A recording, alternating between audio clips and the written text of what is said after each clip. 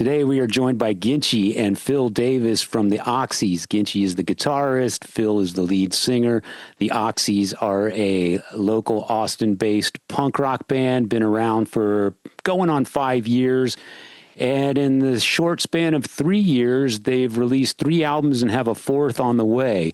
We're here today to talk about the upcoming 3rd album called Casting Pearls Before Swine.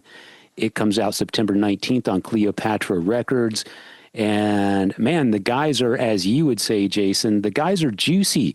They are just cranking out records, cranking out songs. They're playing live quite a bit. We didn't even mention their live show.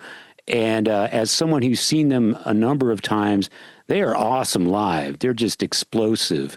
I can tell that. I've never seen them live, but the clips that I've seen, they're kind of off the chain. It's some high energy shit going on. Totally. So. I mean, you can kind of, when you can tell from a still photo that the band is rocking, that tells you all you need to know. Yeah, there you go. That's that picture telling 1,000 words, isn't it? So they're not. They're a dust cloud.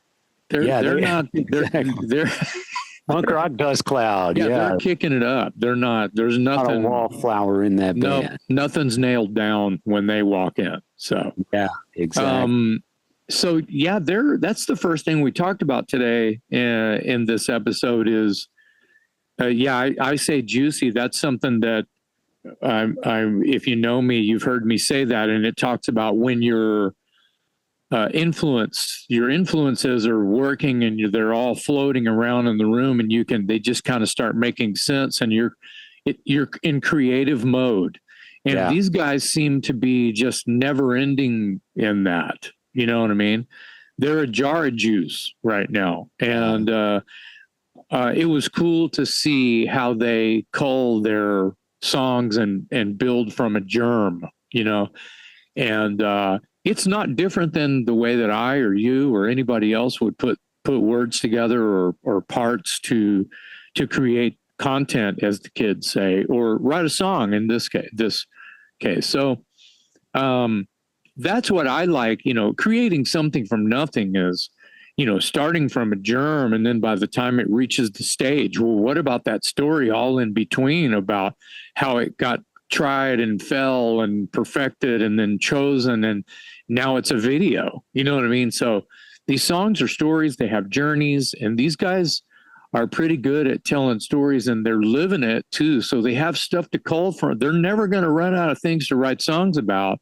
I just hope they're a little bit on the safer side of things going forward. Yeah, we heard some stories today about some pretty dark influences. Well, it's, life on the road can turn into dangerous if you're in the band and the driver, Yeah. So, it's one less mouth to feed if you're the singer or bass player or whomever, and you got to play a gig and then drive for 20 hours. That's bad medicine. Yeah. Well, they are extremely prolific, I think is the complicated word for juicy. Inspired all the time, it sounds like. 3 albums in 3 years is saying a lot, and a 4th one basically in the can, just waiting. So they do it kind of like everybody was contracted to do it back in the 70s. Back in the day, yeah. Like every 6 months, if you weren't on the road, you were making another record, even though you just toured your last record, which came out 6 months prior. Exactly. So everybody that I was a fan of, there was a new record to buy like every summer. I had a new record by my favorite band. Exactly. Which is crazy. 2 records a year basically is where we're going with this. And these guys are keeping up with that plan pretty much, which I think is incredible. If you can keep up that momentum, it's hard. It's hard to do sometimes. It's like 70s style, you go back to your collection and you look at Judas Priest, Kiss, and Black Sabbath, and you realize Elton John, whatever. Put out 5 albums in 4 years or something like that. It's like, what? And those albums were all about, 9 songs, which I thought was great because that's perfect for me. Back then, it was hard to write songs on the road. So bands back then would go into the studio. Yeah, I've got this management call, right? I've got the studio booked for next week when you guys get home. Well, you mean I'm not going home? I'm going to the studio. That's right. and you hang up the phone and you turn around, well, we don't have any songs. That was common, to go into the studio without a riff, without a lyric, without shit. And then you're just jamming and you've got a producer going, that was good, play that 4 times. And you're building songs that way. So no pre-production rehearsal. You're just jamming and someone's recording it and you're making songs out of it, which is magical when you think about how all the hit songs from back then were written just on whims and germs thought of that day. And like 6 hours later or less, they become this hit song, you know, like Someone Saved My Life Tonight or Goodbye Yellow Brick Road or some whatever, Wang Dang Sweet Poontang, whatever it is. Right. Yeah. You know, they become fan favorites or hit songs, and they went in without a germ. When you think of it in that context, it makes you really appreciate it that much more. Big time. Yeah. Ginchy, we should mention, been a friend of ours for years. Jason, Jason. So Phil calls Jason like I do, and you call Jason Ginchy like a lot of other people do. I've always known Jason. That's okay. I don't even know where the nickname comes from, so I've always just known him and called him Jason. So no one, please, no one be confused when Philip is talking about Jason this episode. He's not talking about me. He's talking about Ginchy. Yeah, exactly. Or from my side, Jason. But anyone who easy to keep up with, you'll be able to keep up. Anyone who may not be familiar with the Oxys or Ginchy in particular, he previously played with Cheetah Chrome from the Dead Boys. He played in a later version of the Dead Boys.